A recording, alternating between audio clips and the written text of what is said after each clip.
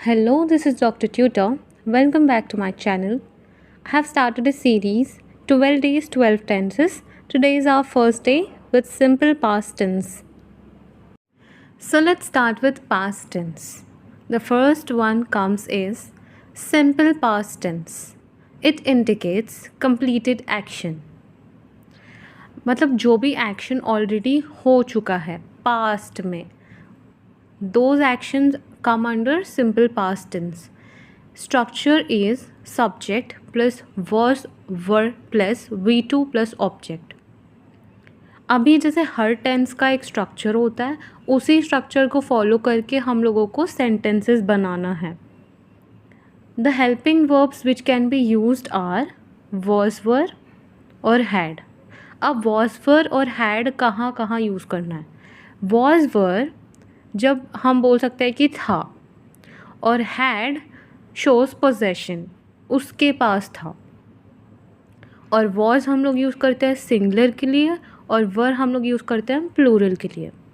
और जो regular verbs हैं उसमें हम लोग ed ऐड करते हैं, और इरेगुलर वर्ब्स में जो वर्ब फॉर्म होगा वो ऐड करते हैं. Now how do we differentiate between regular and irregular verbs. You may get a doubt कि रेगुलर वर्ब क्या है और इरेगुलर वर्ब क्या है. रेगुलर वर्ब जो है उसके वर्ब फॉर्म्स जैसे V1, V2, V3, V4 और V5 रेगुलर पैटर्न में होता है. एग्जाम्पल में दूँ अगर तो कंप्लीट, कंप्लीटेड, कंप्लीटेड, कंप्लीटिंग और कंप्लीट्स. और इरेगुलर वर्ब्स में V1, V2, V3, V4 अलग अलग होते हैं, जैसे go, went, gone, going and goes. Now हम लोग देखते हैं time adverbials used in simple past tense. Time adverbials का मतलब ये है कि they describe the action of time in the past. मतलब एक्शन किस टाइम पे हुआ था. एडवर्ब वर्ब को डिस्क्राइब करता था, राइट. सो टाइम एडवर्ब क्या करता है, एक्शन ऑफ द टाइम को डिस्क्राइब करता है. Time adverbials used in simple past tense are ago, in the past, yesterday. अब इन प्लस पास्ट टाइम, जैसे इन या कोई भी ईयर हो गया, in 1983, in 2000 etcetera. Last plus time, जैसे last year, last week, last month. On plus past time, on 4 June 2003. By plus past time, by 2003. Then and when. At that time, this morning, an hour ago, the day before yesterday, when, describing the situation, like when I was child, when I was young. Now let's see the uses of simple past tense. Actions in the past, once, never और several times. अब इसका मतलब क्या है, action जो हो चुका था या तो एक बार हुआ था या कई बार हुआ था या कभी नहीं हुआ था. वंस माने एक बार, नेवर मतलब कभी नहीं, और सेवरल टाइम्स मतलब बार बार. Actions in the past taking place in middle of other action. जैसे एक ऑलरेडी एक्शन हो रहा था, उसके बीच में एक और एक्शन, मतलब या तो उसके बीच में या उसके बाद अगर कोई और एक्शन हो गया, तब also we can use simple past tense. Example, when I was having breakfast the phone suddenly wrong.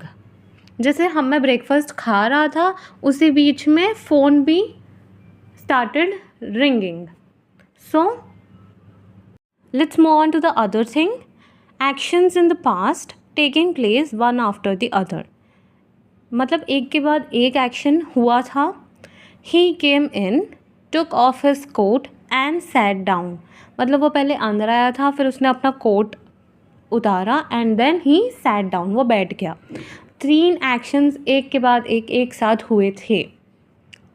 To talk about finished actions and past situations. मतलब जो भी एक्शन ख़त्म हो चुका है या कोई भी पास्ट सिचुएशन मतलब स्थिति. Example, it rained heavily last week. Now let's move on to simple past tense examples. पहला तो है अफर्मेटिव सेंटेंस यानी positive sentence. Example, Ram was a good boy. Simple structure जैसे सब्जेक्ट verb object. अब negative sentence definitely contains not. Example Ram was not a good boy. अब इसके structure आप देख सकते हो कि not is present in it. और इंटरोगेटिव सेंटेंस इसका मतलब क्या था? क्वेश्चन करना, पूछना. Was Ram a good boy मतलब हम लोग पूछ रहे हैं कि वो गुड बॉय था कि नहीं था. सो हियर हेल्पिंग वर्ब पहले आता है, फिर सब्जेक्ट, फिर main verb plus object, then don't forget the question mark. That's all for today. Please like the video, subscribe to the channel for further updates. Also, click on the bell icon for quick updates. Comment down thumbs up if you like the content. Thank you for watching. Bye bye until next time.